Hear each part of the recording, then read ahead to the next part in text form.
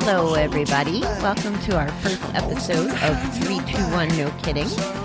I am Bobbie the Awesome, here to share with you as much wisdom as I possibly can regarding gambling addiction, awareness around addiction in general, and more importantly, how to take care of ourselves when either trying to recover from an addiction or deal with a loved one that is struggling.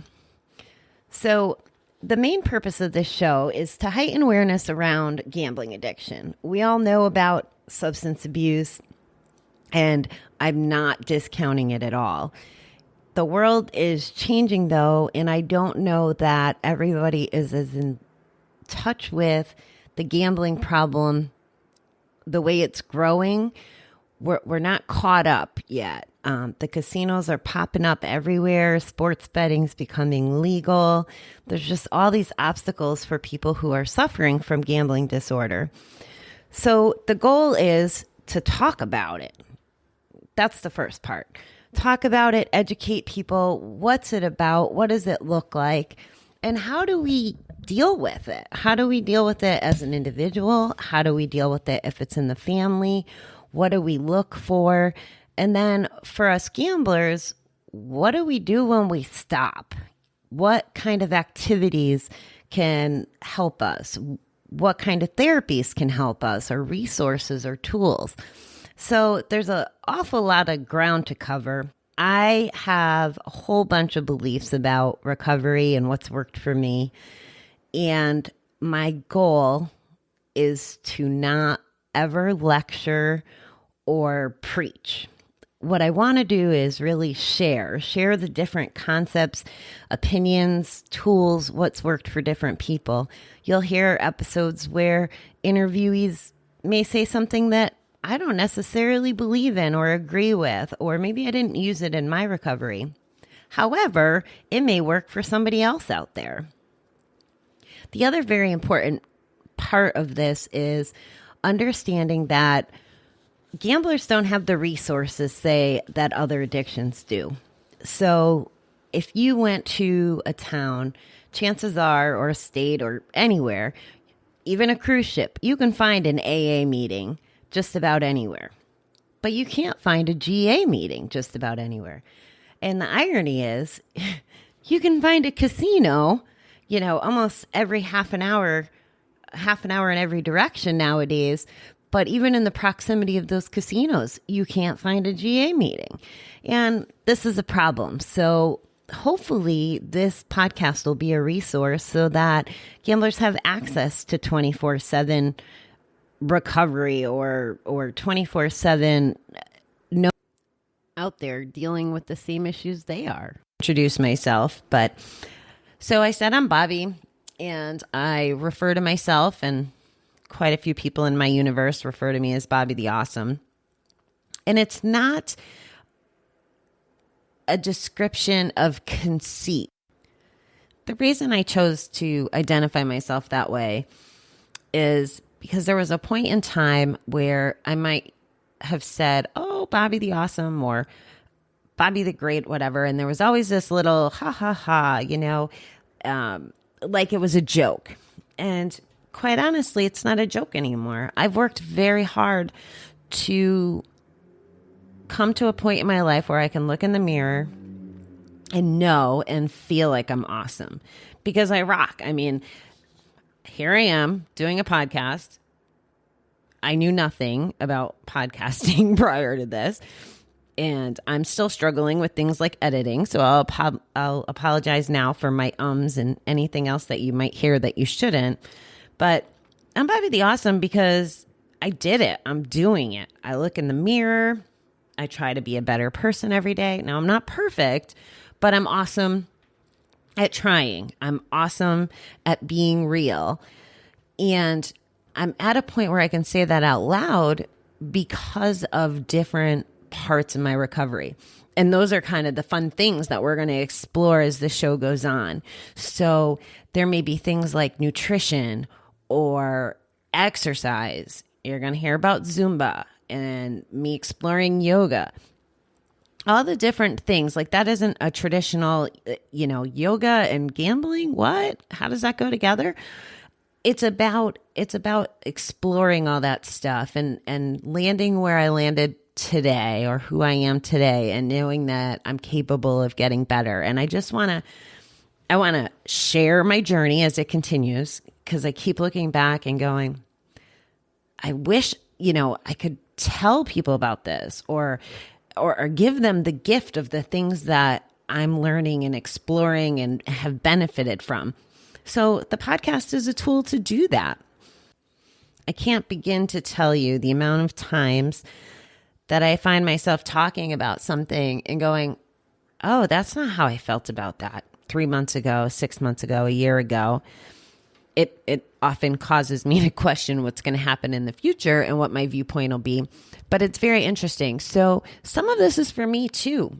I'll get to capture my growth and my process and my continued journey to be the person that I would like to be.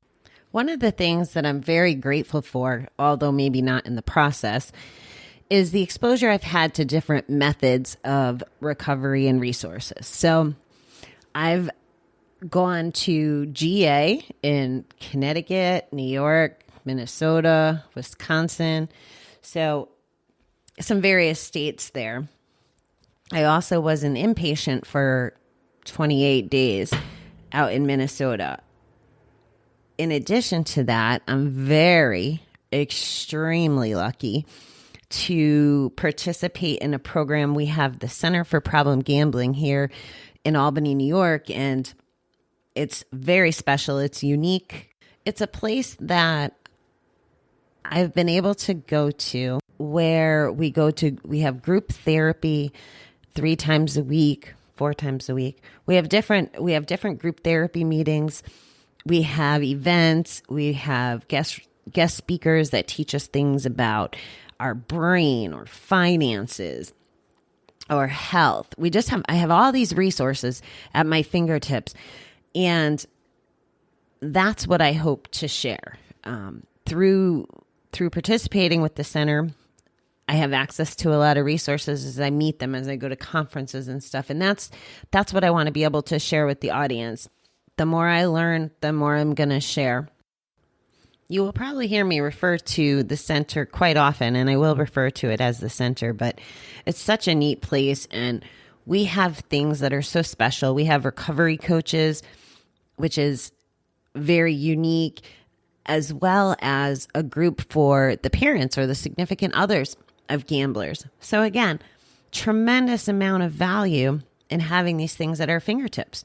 It's not something everywhere. It's not in every state.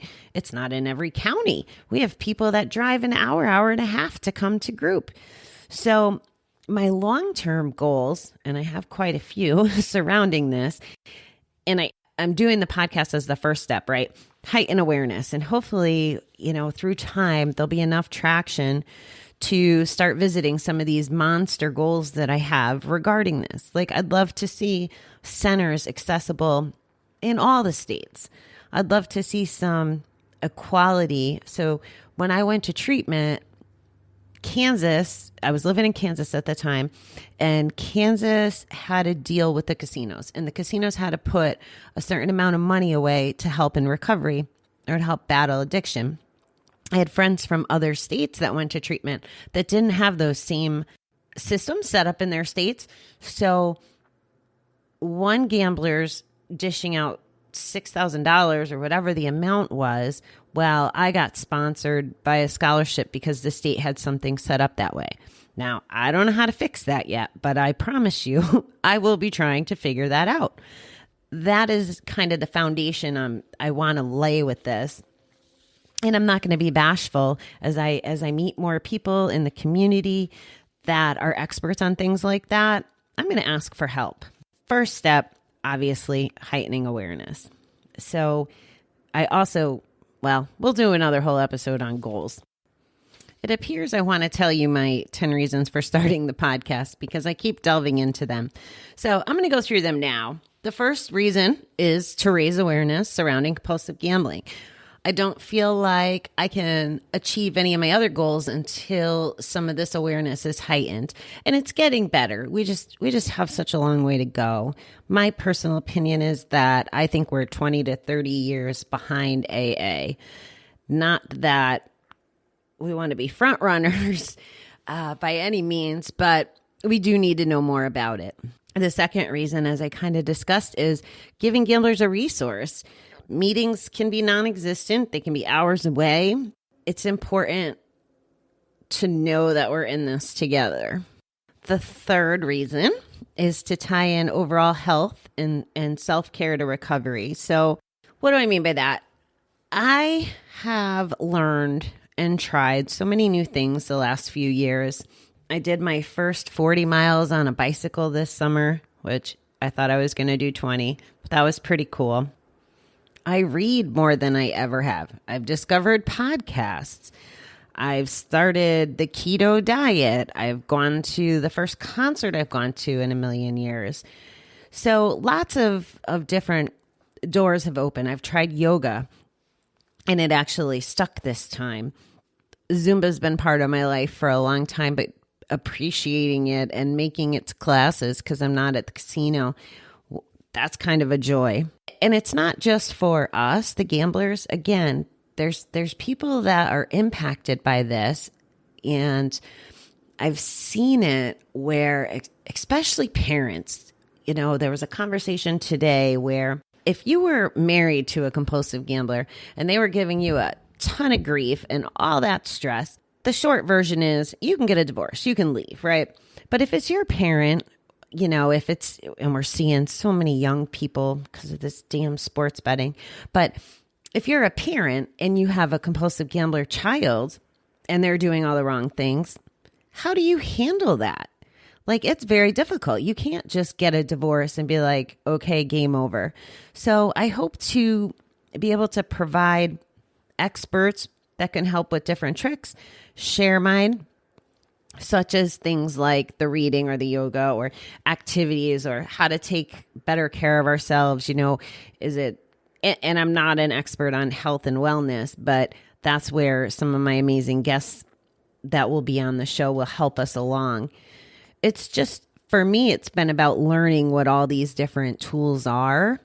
And thank goodness for Audible, because the books and the research that I keep coming across, one thing keeps leading to another. And I feel like all the information that I'm getting makes sense. It makes sense to me. Whether I apply it or not is another story, because some things work for me, some things don't.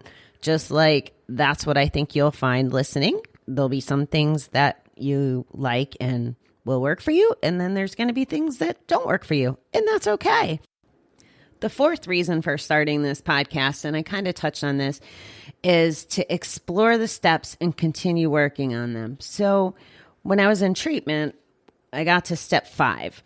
And of course, when all you have to do for 26, 28 days is worry about not gambling and going to meetings and doing things like your steps, it's pretty easy. But to work it into our day-to-day, it's not always simple.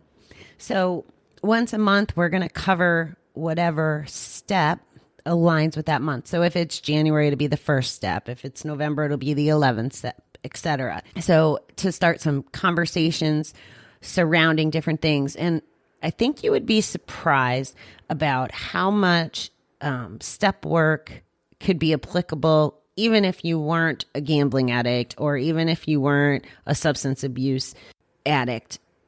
I read a book, and I'll have to find it and put it up on the webpage. But there was a book where a lady talked about the 12 steps and applied it to just normal life. That's part of what needs to be shared, right? My fifth formal reason for starting the podcast is to practice my own recovery and to be accountable and to continue to try to grow as a human being.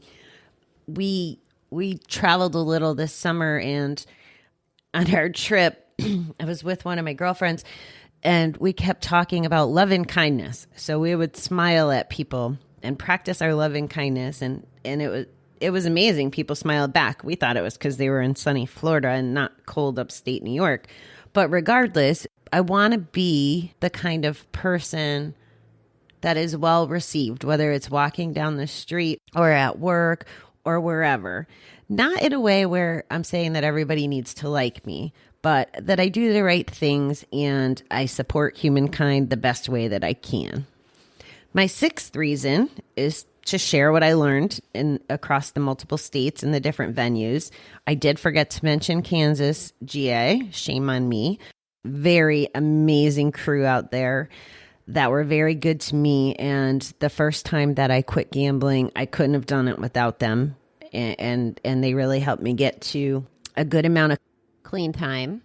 The seventh, and this is funny because if you knew how long I stalled in recording this first episode, the seventh reason is to get brave and to get uncomfortable. So it's one of those cliches that we say that recovery is being comfortable in the uncomfortable. And I will tell you, as much as I love to talk and as much as I love to think that I know stuff about recovery, about myself, about life, whatever, this is very intimidating. A podcast is super intimidating. It shouldn't be. I'm making it worse in my head, but that's part of the skills that I want to work on. And hopefully, a year from now, I'm going to listen to this episode and laugh at myself for all my ums and pauses and all my weird stuff. But I have to work through this part to get to that part. And that's basically the story of my recovery life. If I don't go through this stuff, I can't get to the other side, not in a way where I grew.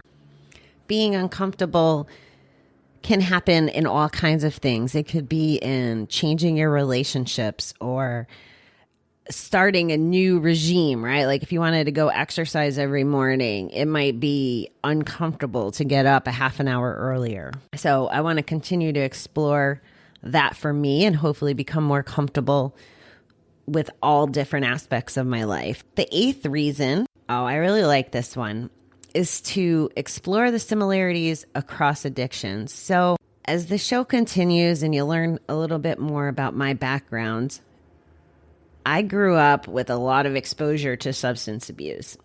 And this is my belief after combined total of, 4 or 5 years of clean time and digging deep about this. I believe that part of why I became a gambler was because I was trying to not be an alcoholic, right? So I still had to find a way to cope with stuff, but I didn't want to be an alcoholic. The jury's still out on that, by the way. So I'm not saying that it worked, but I feel like in my mind, I rationalized it that way. Well, if I'm not having a drink, I'm okay. Well, I wasn't okay. I was making a bet instead. Either way, I was numb. So I want to talk about similarities across the different addictions. We're going to have a guest on here who struggles being in a relationship surrounding sex addiction. I can't even imagine what that's like. We'll explore food addiction. There's tons of things. I personally believe that 10 years from now, there's going to be sugar addiction rooms. Again, it's just a Bobbieism, and you're going to have to put up with them if you continue to listen to me. The ninth reason, and this is back to my goals, right? So this is a foundation in my mind for some of the bigger goals I have. So, for example, when I was talking about the treatment payments from the different states, I'd like to see it be, and I don't know how this works. I don't know politics, but like when the federal government decided that there can be same-sex marriages, I want that kind of ruling. And I want it for things like having a gambling warning message on the back of every raffle ticket and every lottery ticket that are printed. So that's like one of my goals. Can't get to that goal in my mind without a ground floor, which is heightening the awareness. Getting some information out there to protect the children. Now, I'm not a big children person, but right out of the gate, kids don't have a shot. When I grew up, we used to go to this place called Cossie in Connecticut, and there was this big arcade, and I remember all the quarters in this machine. Like you'd put a quarter or a token in, and more quarters and stuff would fall down. Like that was the idea, that it would push the money, and either tickets or money came out. I believe it was tickets. That's essentially gambling, right? Like you're putting something out there, in this case, the money or the token. You don't know what the outcome is. And then there's a reward associated with the end. The tickets that you bring over to the counter and you get, a nickel toy that cost your parents $50. That's gambling, or that's setting the stage for children to become gamblers if they like that action, that numbing, that whatever. It's way bigger than I can explain scientifically, but that's one of my goals, to get us thinking about things like that. Same thing with video games. There's gambling games hidden inside of video games. I didn't know that until I went to a conference last year. It was mind-blowing. In addition, there's gambling everywhere. My 10th reason for wanting to start this podcast is to acknowledge the loved ones of addiction, right? We think it's hard to find a GA meeting. Well, what about a Gam-Anon meeting? And again, I'm not saying that GA and Gam-Anon are the only forms of recovery, but what is a spouse to do? What are their resources? How do they find them? We have meetings 7 days a week where I live, and we don't have a very strong Gam-Anon community. I don't even know that we have a Gam-Anon community, where in Kansas City, I saw a very strong one, and it was a great family, and we were all in it together. So I think it's really important that everybody knows that we could be in this together, not just the compulsive gambler. So that was 10, but there really is one more. I would love to spread some positivity. So you'll see on the web, and I think it's even on the image on the podcast, positivity is no gamble. Like, that's true, right? How much trouble can you get into for having a positive attitude or trying to spread positivity, whether it's a smile or a podcast or opening a door or whatever that looks like? So that needs to be the biggest message. And I'll tell you, it's flipping hard. It's hard to be positive all the time. So I just want you to know we can all be doing that together, working on being positive, whether it's sharing, memes on Facebook or just pausing to not judge for a minute.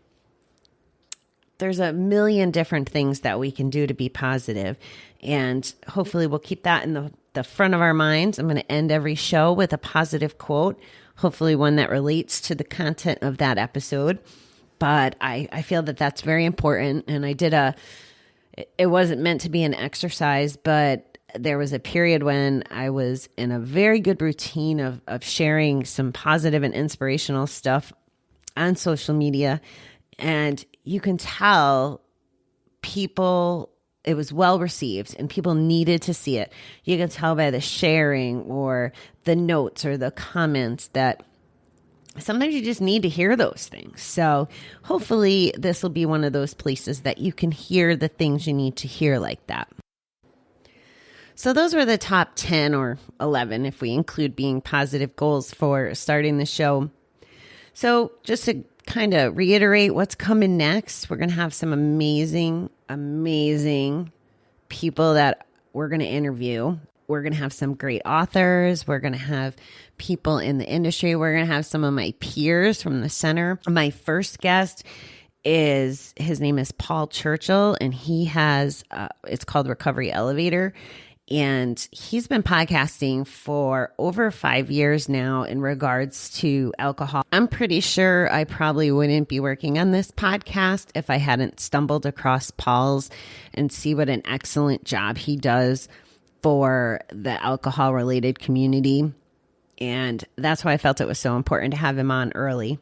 So that's coming up, which is very exciting. I'm going to a conference at the end of next week, and I am sure I am going to meet a plethora of more people and learn a lot more things. It's a 2-day event.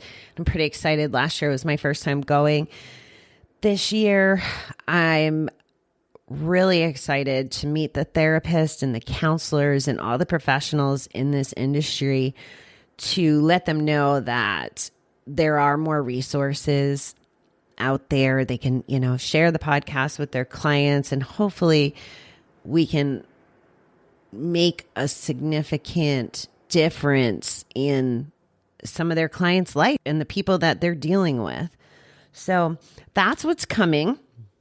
I think I'm going to give you a little homework for you to think about before you listen to the next couple episodes. I'm going to read you the definition of gambling as it's stated in the Gamblers Anonymous literature. And your homework assignment is to think about the hidden gambling things that you wouldn't really think about. Like I used the arcade example for children. How about the little stickers on a Dunkin' Donuts cup where you have a chance to win? So I'm going to challenge you to look with your eyes open for just the subtleties in our day-to-day life that meet the criteria of this definition. So here we go. The definition of gambling for the compulsive gambler is defined as follows: any betting or wagering for self or others, whether for money or not, no matter how slight or insignificant, where the outcome is uncertain or depends upon chance or skill, constitutes gambling. So that was kind of a mouthful. But if you think about it in terms of anything from the normal lottery ticket to casino to, like I said, the Dunkin' Donuts example or Monopoly at McDonald's, there's a whole bunch. I'm not going to give them away, but just think about what that looks like in your head and see if anything resonates with you. And as we get going on the social media or the web, we'll talk about it. I'd love for people to post their answers of what they're perceiving or seeing with, I call it kindergarten eyes, where you're seeing something for the first time, right? Nobody would have thought that Dunkin' Donuts peel-off label was a gambling. And that definition, again, for compulsive gamblers, not the in control, and I'm using air quotes, which I guess you can't see through a podcast, but not the in control gamblers, the compulsive ones. To help with that distinction, I'm gonna share with you something that we talk about at the center. And actually, I saw it on an episode of Mom, so I know it's not unique to us, but we love it, and we call ourselves the pickle jar. And the reason why is people who can gamble normally, we'll call them cucumbers, right? So once you can't gamble normally anymore, you cross this line. And that line is what we call pickling. So once you cross that line, you can't ever go back to gambling responsibly. So once you're a pickle, you can't go back to being a cucumber. So we make a big dill, bump out of that around the center. And, we have pickle keychains and pickle posters. And, you'll hear me talking about pickles, I'm sure, down the road. So you have homework. You know what's coming next. Very exciting guests. Paul Church will be in the first one. He's coming in episode 3. I gave you homework, so I think it's only fair that I give you a little relaxing tip as well. So for me, I mentioned earlier, audiobooks are one of my favorite things. So just food for thought. And Audible, often does free memberships for like 2 months or whatever. I recommend trying it. But what I love about the books, and it's the same with the podcast, and now that I've invested in those wireless little earbud things, amazing. I can listen to it wherever I am. So not just the airplane or the car, but on my walk to work, in the tanning booth, don't tell, in the sauna, while you're home, clean and doing chores. So that's a self-care item that I would propose and throw out there to the world this week. Read something or listen to something that will make you feel good. And finally, my quote for this week is, and because this is the first episode, this seemed appropriate, and I don't know who it's from, so it must have been, I don't know who it's from. Anyway, so the quote for this week's show is, and suddenly you just know it's time to start something new and trust the magic of beginnings. And here we sit with the something new of my podcast. Thank you very much for listening. Have a great week. I look forward to putting episode 2 out, which is going to be the 20 questions. So we just talked about what the textbook definition of compulsive gambling is, or a compulsive gambler. Well, how do you know if you're a compulsive gambler? That's what we're going to go over in the next episode. Thank you, beautiful people.